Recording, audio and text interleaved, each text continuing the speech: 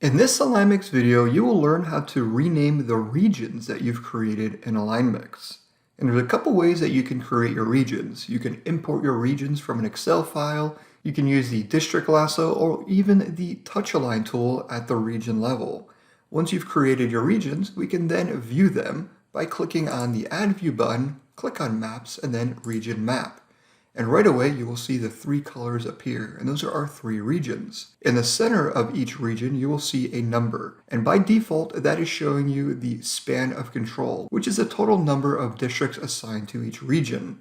To change that label, we click here on Configure Layers, and then select Regions from the left and select the region label. Double-clicking here, instead of number of districts, we will show the region name, and click on OK. And now you can see the West region, Central, and East region. To rename one of these regions, you simply right-click on the region you want to rename, and then click on Properties. And then from here, you will see the ID and the name.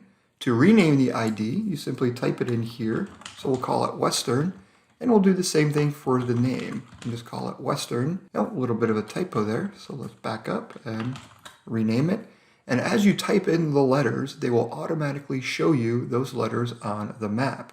And then click here on OK. And just like that, that change has been made. There is a second way that we can rename our regions, and that's from the region table view.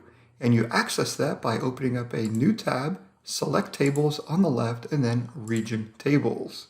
And right away, you will see your regions appear here, and all of your data shown summed up to the region level. To rename a region, you simply click on the cell you want to rename and you type it in. So we'll do that for the ID and also the name.